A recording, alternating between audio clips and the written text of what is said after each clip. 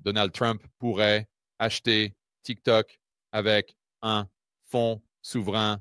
Il vient de l'annoncer.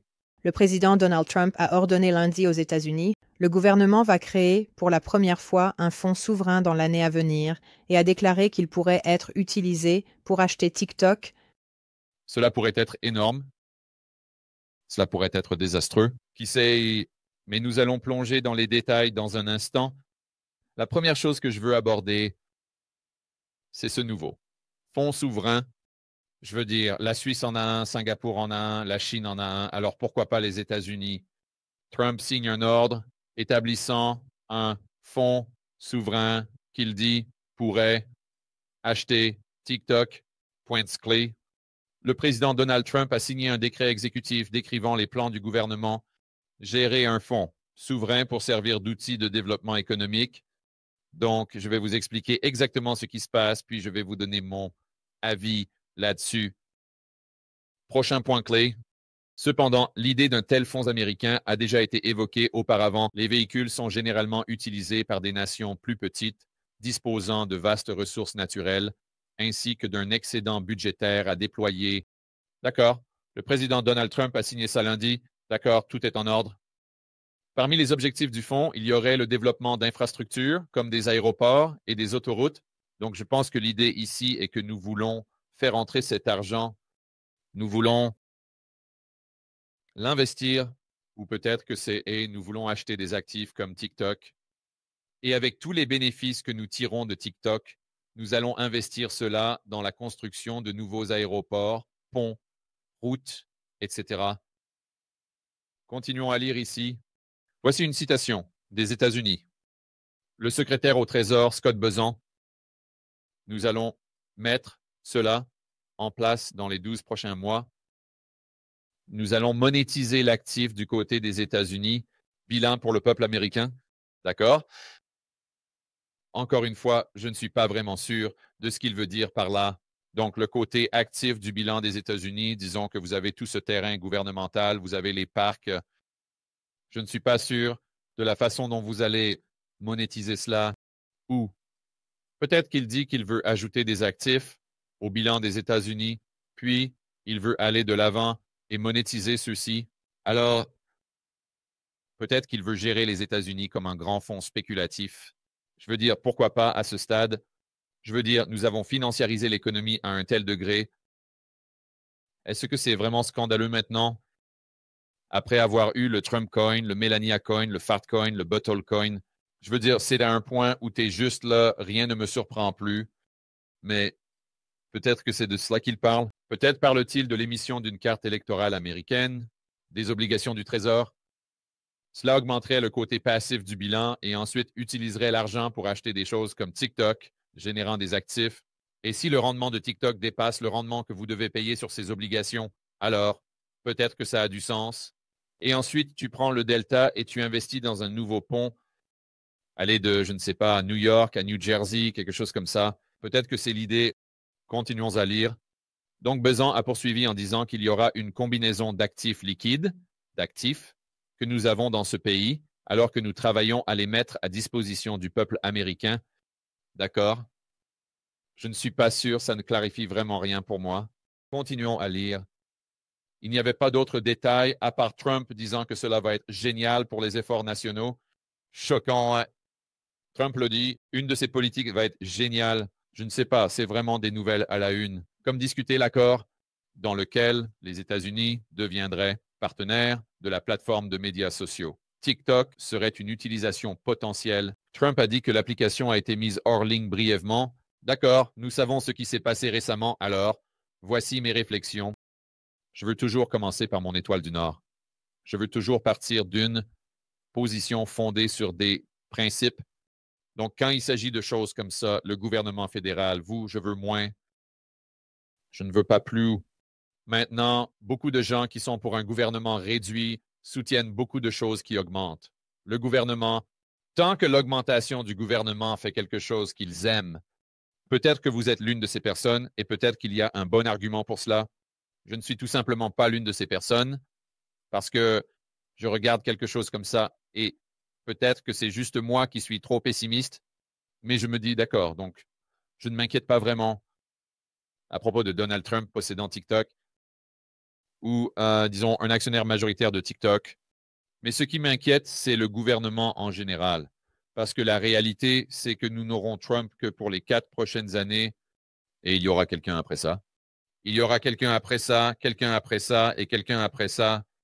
Et il y a une probabilité extrêmement, extrêmement élevée que si le gouvernement possède TikTok, bien qu'il soit vrai que le gouvernement chinois ne l'utilisera pas pour vous espionner, je peux vous assurer que le gouvernement des États-Unis l'utilisera pour vous espionner.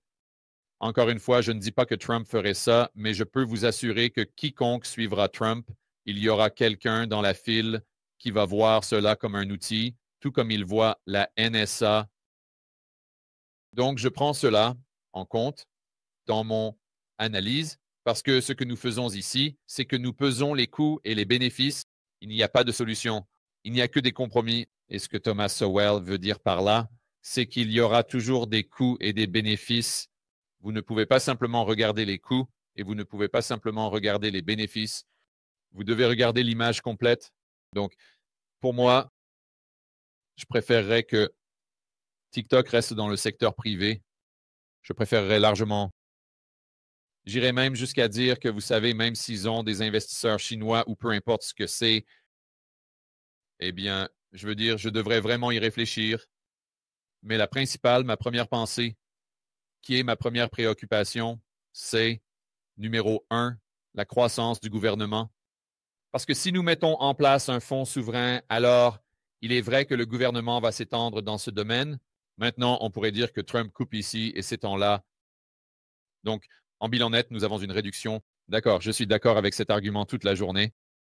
Mais juste en regardant cela de manière isolée, cela élargirait le champ d'action du gouvernement.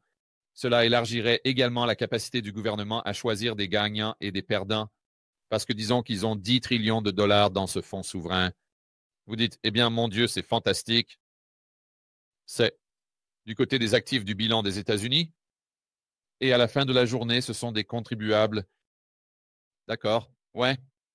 Mais encore une fois, il y a des compromis ici. Cela signifie que les États-Unis peuvent littéralement écraser une entreprise. Donc, s'ils détiennent 20% des actions d'Apple, disons, et vous savez quoi, ils deviennent comme BlackRock, ils deviennent essentiellement BlackRock. Donc, si une entreprise fait quelque chose qu'ils n'aiment pas, ils disent simplement, et vous faites X, Y ou Z. Monsieur PDG, vous devinez ce que nous allons faire. Nous allons vendre 5% de nos actions sur le marché demain et ton action va s'effondrer. Et vous pourriez dire, Georges, non, ça n'arrivera jamais. Trump ne permettrait jamais ça. Avec Elon Musk aux commandes, vous créez de la peur, de l'incertitude et du doute. Non, non, non, non, non. Je ne dis pas que Trump va faire ça. Mais Trump ne va pas être le roi des États-Unis pendant les 100 prochaines années. Il faut réfléchir à ce qui se passe après Trump. Et si vous donnez ce type de pouvoir au gouvernement, pour moi, c'est incroyablement, incroyablement, incroyablement dangereux. Donc, cela me ramène à mon principe directeur et à mon étoile du Nord, ce qui est, et je ne suis pas opposé à l'idée de mettre en place un autre programme gouvernemental, mais d'où je vais partir en ce qui concerne mon analyse globale, c'est ça. En général, il est préférable de réduire la taille du gouvernement, surtout au niveau fédéral. Donc, je ne vois pas comment cela fait. Ça, je pense que ça augmente. Et ça augmente aussi non seulement la capacité du gouvernement à choisir des gagnants et des perdants, ce que les tarifs font de manière exponentielle. Au fait, nous allons y arriver dans un instant. Mais c'est aussi une complète mauvaise allocation des ressources. Je veux dire, ce sont des entrepreneurs gouvernementaux qui vont se battre pour ces emplois. Et vous savez combien de déchets cela engendre? Même si c'est avec Doge et même si c'est avec l'organisation Trump, le gouvernement n'alloue tout simplement pas les ressources de manière efficace, point final. En résumé, donc, s'ils prennent les bénéfices, disons, de TikTok et qu'ils construisent un pont, eh bien, il va y avoir toute cette bureaucratie impliquée là-dedans. Et au fait, avons-nous vraiment besoin de plus de ponts aux États-Unis? Et au fait, l'infrastructure que nous avons aux États-Unis est, disons, à un niveau de 95%. Donc, si vous l'augmentez à un niveau de 96%, ça ne change vraiment pas grand-chose. Alors qu'un pays comme, disons, la Colombie, si vous augmentez l'infrastructure là-bas, en ce qui concerne le PIB, vous allez vraiment, vraiment, vraiment faire une énorme différence.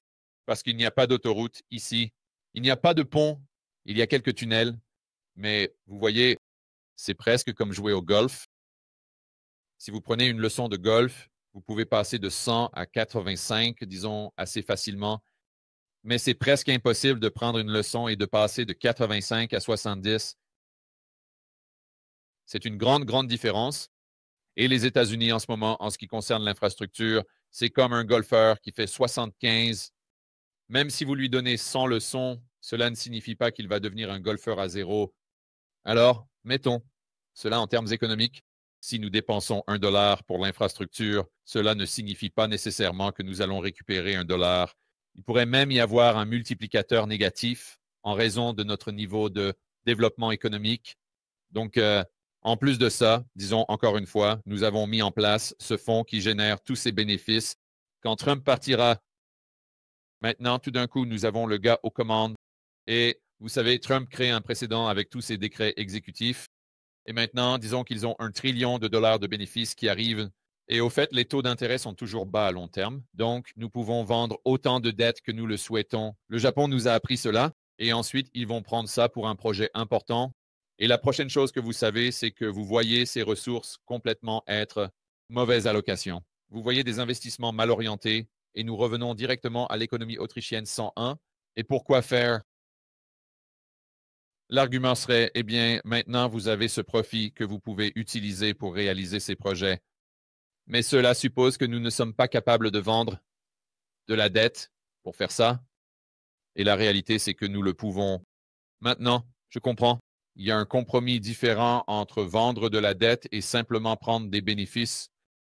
Mais pour moi, et ce n'est en aucun cas définitif, je suis juste en train de passer à travers ça en réfléchissant à voix haute ici même sur le live stream. Pour moi, ce serait un résultat négatif net, principalement parce que je ne veux pas que le prochain ait ce type de pouvoir et je ne veux pas que le gouvernement au niveau fédéral s'étende comme ça. Non pas que je m'inquiète de ce que Trump va en faire ou Elon ou Vivek ou quelqu'un comme ça, mais je m'inquiète de ce qui va se passer au cours des 25 prochaines années. Salut les gars, j'aimerais personnellement inviter chacun d'entre vous à assister à l'événement Rebelle, capitaliste, live de cette année. C'est la conférence incroyable que j'organise chaque année. Cela vous aide à construire un portefeuille à toute épreuve. Cela vous aide à accroître votre liberté personnelle et votre autonomie. Et cela vous aide également à agrandir votre réseau. En d'autres termes, vous avez l'occasion de rencontrer beaucoup de personnes partageant les mêmes idées, des camarades capitalistes et rebelles. C'est à Orlando du 23 au 25. Mais parmi les intervenants passés, on a eu des personnes comme Robert Kiyosaki, Ron Paul, Peter Schiff, Mike Maloney, Lynn, Alden, pour n'en nommer que quelques-uns. Donc, pour obtenir vos billets le plus rapidement possible et pour découvrir qui parle à l'événement Rebel Capitalists Live de cette année, vous pouvez consulter rebelcapitalistlive.com. Et juste une petite info en avant-première, si vous prenez vos billets plutôt que plus tard, vous pouvez obtenir une réduction parce qu'à mesure que nous nous rapprochons de l'événement, les prix des billets augmentent. Alors, n'attendez pas. Allez sur rebelcapitalistlive.com dès maintenant et prenez vos billets et je vous verrai à Orlando du 23 au 25 mai